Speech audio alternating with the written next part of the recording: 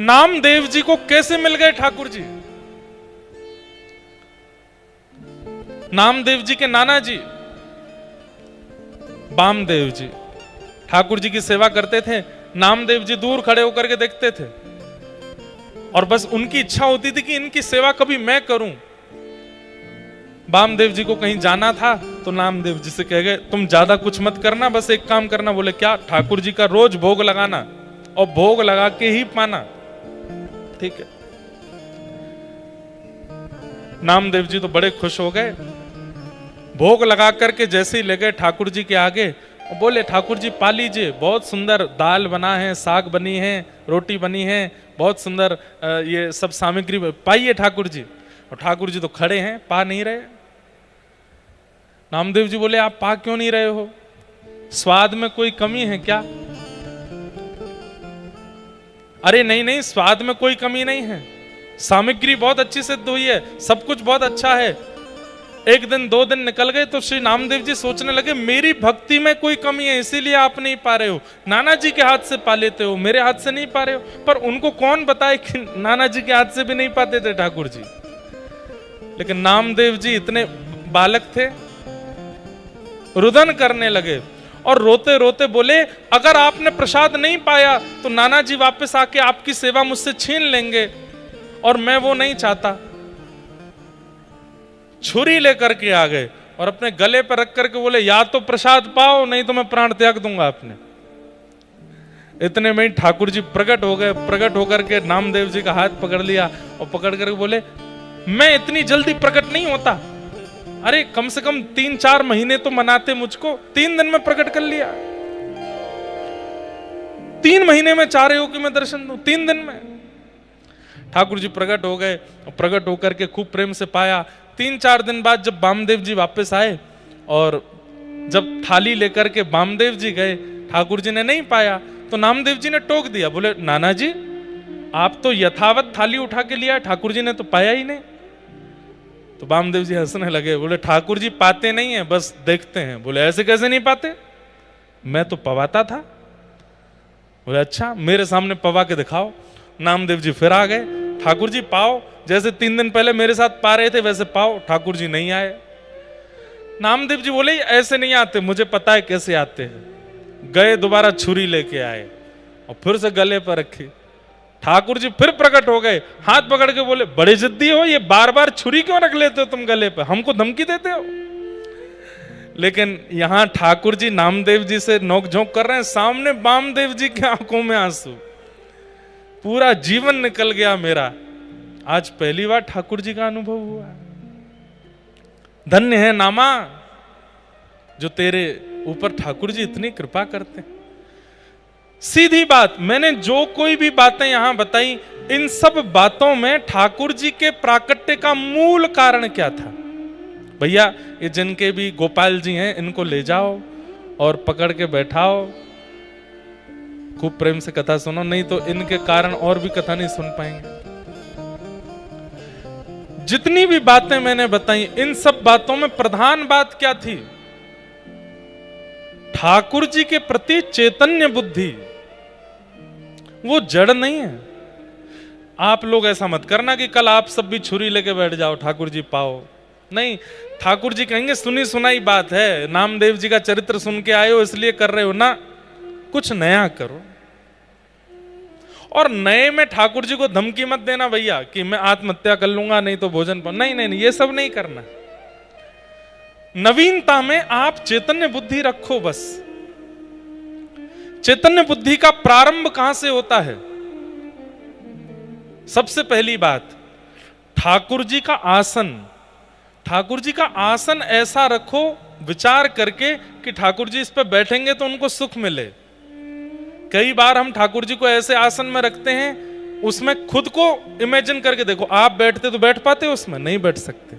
ठाकुर जी कैसे बैठ जाएंगे?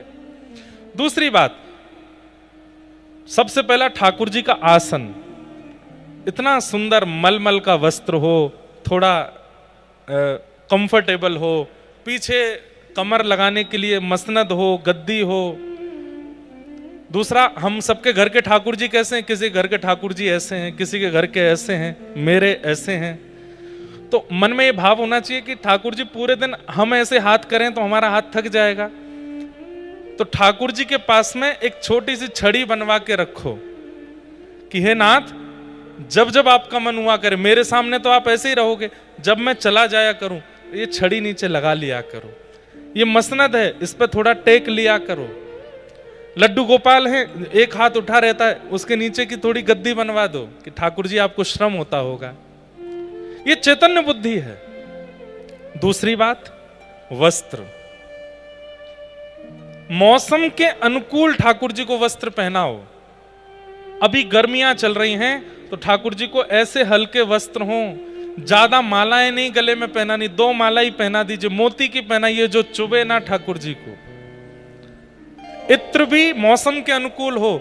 इस समय कस्तूरी का इत्र नहीं लगा सकते, इस समय शमामा का, हिना का इत्र नहीं लगा सकते, गुलाब का इत्र लगा सकते हो, खस का इत्र लगा सकते हो, मोगरा का इत्र लगा सकते हो, जो ठंडा इत्र होता है चंदन का इत्र लगा सकते हो, ठाकुर जी को इत्र लगाओ। गर्मियों में बहुत गहने मत पहनाओ, सिर पर बड़े बड़े मुकुट मत पहनाओ, कपड़े के बने हुए पाग पहनाओ, पाग को ही ठाकुर जी के सिर पर बांध दो और उसमें हल्की सी मोती की एक लड़ लगा दो, बस हल्का रहने दो ठाकुर जी को। अक्षय तृतीया आने वाली है, आज से ही चंदन घिसना शुरू कीजिए, घर पे खूब सारा चंदन निकालिए, उस चंदन को इकट्ठा करके एक बढ़िया कपड़े में डाल के निचोड़ के उसका पानी निकाल लो, चंदन का एक बॉल जैसा बन जाएगा। अक्षय तृतीया वाले दिन मुख से लेके चरणों तक पूरा चंदन का श्रृंगार कीजिए, ठाकुर जी को ठंडा लगे। अब घरों में ठाकुर जी के सामने फुब्बारे रखना शुरू करो, छोटे छोटे फुब्बारे ले आओ, ठाकुर जी के आगे फुब्बारे रखो, उसमें इत्र लगा दो। ठाकुर जी को फूल मंडली, जहां ठाकुर जी विराजते हैं ऊपर पुष्प का बंगला बनाओ, जैसे बिहारी जी का, राधा वल्लभ जी का, राधा रमन जी का, बहुत बड़ा नहीं, छोटा छोटा बनाओ। ये सब कब करते हैं हम? जब ठाकुर जी के प्रति चैतन्य बुद्धि होती है। तो चैतन्य बुद्धि में विशेष ध्यान रखिए, सबसे पहले तो आसन का, दूसरा ध्यान रखिए वस्त्रों का, तीसरा ध्यान रखिए अंग पर लगने वाले इत्र का, और चौथा ध्यान रखिए श्रृंगार का, और पांचवा एक बहुत जरूरी काम, मिट्टी का बर्तन लाइए, उसमें जल भर के रखिए। ठाकुर जी का पास में, उसको झारी जी बोलते हैं। अभी सोने चांदी या पीतल के वस्त्र नहीं, वो पात्र नहीं, मिट्टी का पात्र, उसमें जल भरो। जैसे हमारे घर में घड़े होते हैं, ऐसे छोटा सा ठाकुर जी का ले आओ, उसमें जल भर के, उसमें थोड़ी केसर और थोड़ा कूट करके इलायची, थोड़ा ठंडा रहे पानी, और उसको चारों तरफ कपड़े, गीले कपड़े से लपेट के ठाकुर जी के पास रखो, जल पीने का। ये सब कब आता है मन? मुझे बताना नहीं पड़ेगा। जब आप चैतन्य बुद्धि रखोगे तो अपने आप करने लगोगे कि ठाकुर जी को ऐसा करना है, ठाकुर जी को ये देना है। और अंतिम बात, पंखे में हम खुद नहीं बैठ सकते।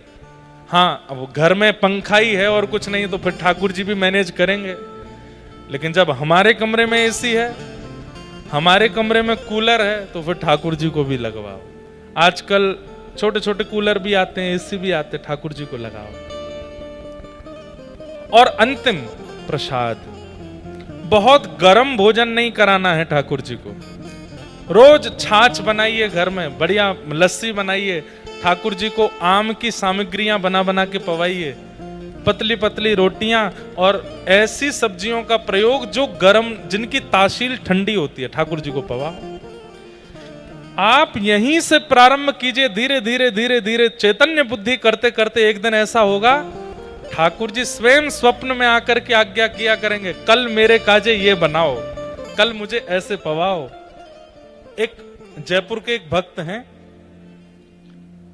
वो कहीं बाहर गए थे तो उनकी पत्नी ने ठाकुर जी का शयन कराया, तो उन भक्त को किलोमीटरों दूर, सत्य घटना है, ठाकुर जी ने आज्ञा देकर के बोले मुझे नींद नहीं आ रही है, अपनी पत्नी को अभी जगा करके बोलो मेरा जो बिस्तर है ना, उसके नीचे पुराने 3-4 दिन पुराने सूखे पुष्प हैं जो कि सूख के मुझे चुभ रहे हैं, उनको निकलवाओ।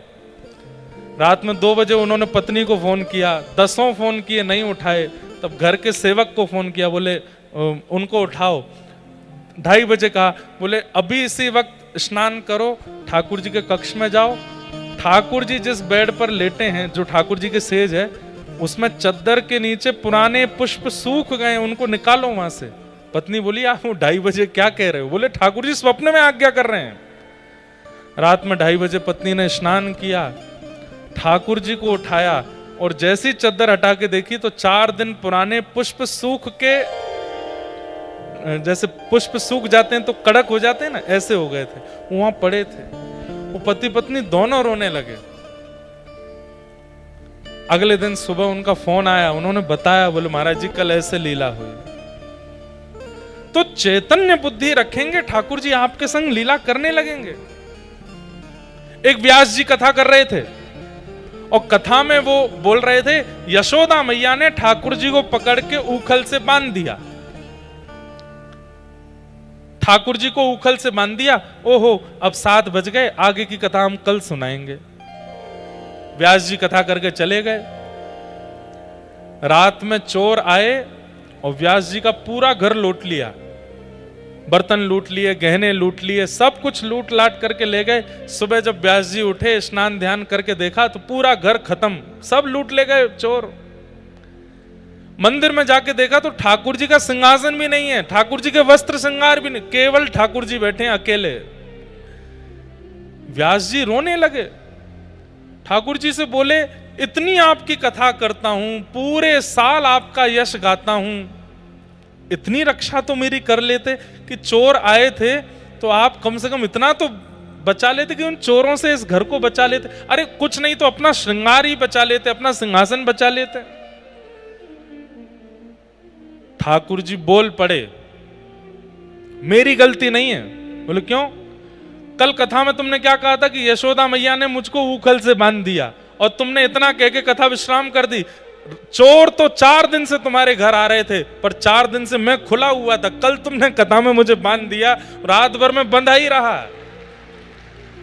मेरी इच्छा तो हो रही थी पकड़ करके इनका गला दबा लूं, इनके बाल पकड़ के खींच लूं, लेकिन क्या बताऊं, तुमने कथा में कल मुझे बांध दिया था तो मैं बंधा ही हुआ था। आज कथा में खोल दो मुझको, मैं सारे चोरों को पकड़ के लाता हूं। ऐसा कैसे हो सकता है? जब ठाकुर जी चैतन्य हो जाते हैं ना तो सब संभव है, और वो चैतन्य मुझे करना है, चैतन्य आपको करना है। सक्कूबाई ने चैतन्य किया, मीराबाई ने चैतन्य किया, सूरदास, रैदास, सबने चैतन्य किया, पर इंद्रेश चैतन्य नहीं कर पाया। आप चैतन्य नहीं कर पाए हो। धीरे धीरे धीरे धीरे धीरे धीरे वो चैतन्य की स्थिति प्रकट करनी है। ठाकुर जी बोलने लगे, ठाकुर जी कहने लगे, चैतन्य। और जैसे ही ठाकुर जी चैतन्य हो जाएंगे ना, फिर भक्ति का जो सुख मिलेगा, भक्ति में जो आनंद आएगा, वो आनंद अलग होगा। फिर संसार में चाहे जो हो जाए आपके साथ, आपको कष्ट नहीं होगा। आपको इस बात की प्रसन्नता, मेरे ठाकुर जी चैतन्य है मेरे साथ, और वो चैतन्य हमें करना है।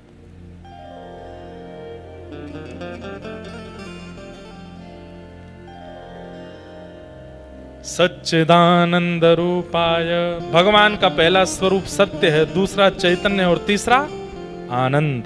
ठाकुर जी आनंद हैं, ठाकुर जी आनंद प्रदान करते हैं, उनका स्वरूप आनंद है। विश्वोत्पत्त्यादि हेतवे, अब देखो कथा शुरू हुई लगभग 4:30 पौने 5 बजे, अभी बज रहे हैं 6, 6:15 होने वाले।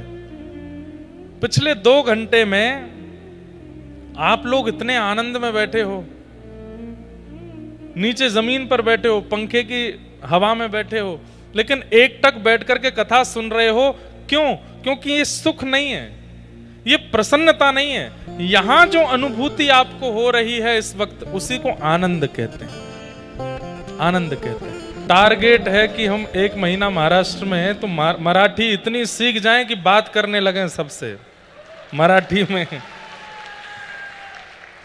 बड़ी प्यारी भाषा है, लेकिन भाषा प्यारी तभी लगती है जब उस भाषा में भक्ति की वार्ता हो।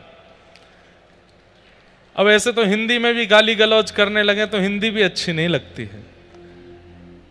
हिंदी में भी भाषा में अभिमान, व्यक्ति अपना मान सम्मान अभिमान की बातें करे तो भाषा अच्छी नहीं लगती, लेकिन उसी भाषा को सुंदर बना दिया जाता है यदि उसी भाषा में ठाकुर जी की चर्चा हो।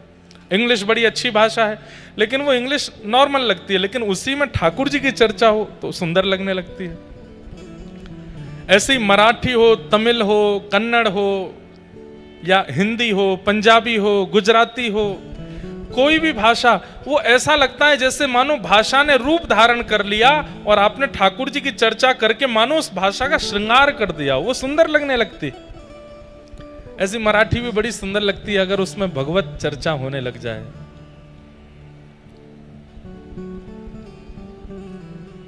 आहा,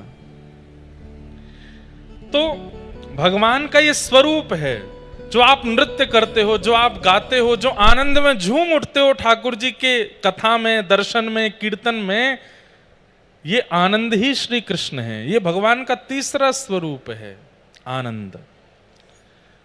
कथा में, कीर्तन में, संकीर्तन में सोच विचार करके नृत्य किया जाए, सोच विचार करके गाया जाए, सोच विचार कर, तो वो आनंद का स्वरूप नहीं होता।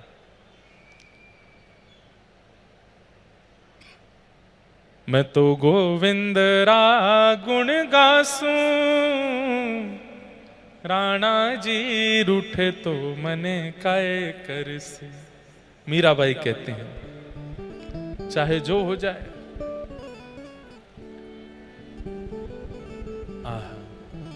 तो आनंद भगवान का स्वरूप है। इस प्रकार भगवान के 3 रूपों का वर्णन किया, सत्य, चैतन्य, आनंद। भगवान के कर्म क्या हैं? विश्वोत्पत्त्यादि है, तवे उत्पत्ति करना, पालन करना और संहार कर देना विश्व का। और तीसरा रूप क्या बताया? गुण, तापत्रय विनाशाय, 3 प्रकार के तापों का जो विनाश करते हैं। एक बात बहुत ध्यान से सुनिए, हम बालकों बैठ जाओ, बैठ जाओ, जय हो राम कृष्ण हरि, बैठ जाओ लालाओ, जाओ, माता जी चली जाएंगी छोड़ के, जाओ चलो दौड़ के, पर हम ले जाएंगे पकड़ के वृंदावन, जाओ। तापत्रय विनाशाय, 3 प्रकार के ताप होते हैं। ताप मतलब कष्ट, आदिदैविक, आदि भौतिक और आध्यात्मिक। 3 प्रकार के दुख हैं हमारे जीवन में। आदिदैविक दुख क्या है? किसी के द्वारा आपको दुख दिया गया। क्यों दुखी हो भाई? बोले पत्नी बहुत लड़ती है हमारी, इसलिए दुखी है। क्यों दुखी हो भाई? बोले माताजी पिताजी बहुत डांटते हैं। क्यों दुखी हो? बोले भाई जो है वो लड़ रहा है। क्यों दुखी हो? बोले पड़ोसी हमारी सुनता नहीं है। आपके दुख का कारण क्या है? कोई और है, किसी और की वजह से आप दुखी हो, वो आदि दैविक ताप। आदि भौतिक ताप, बुखार है इसलिए दुखी हो, सिर में दर्द है इसलिए दुखी हो, पेट में दर्द है इसलिए दुखी हो, मतलब शारीरिक कोई कष्ट है इसलिए दुखी हो, आदि भौतिक ताप। और आध्यात्मिक ताप किस लिए दुखी हो? बोले वर्षा हो गई भैया, सारी फसल बर्बाद हो गई, देवताओं के द्वारा, प्रकृति के द्वारा दिया गया दुख। ये 3 ही दुख होते हैं हमारे जीवन में। किसी व्यक्ति के द्वारा दिया गया दुख, स्वयं से प्रकट किया गया दुख, या फिर देवताओं के द्वारा दिया गया दुख। ये 3 ही दुख हैं जीवन में, चौथा दुख नहीं होता। लेकिन ठाकुर जी की शरणागति लेने वाले के ये तीनों दुख समाप्त हो जाते हैं। वो अत्यंत सुखी, अत्यंत आनंदित हो जाता है।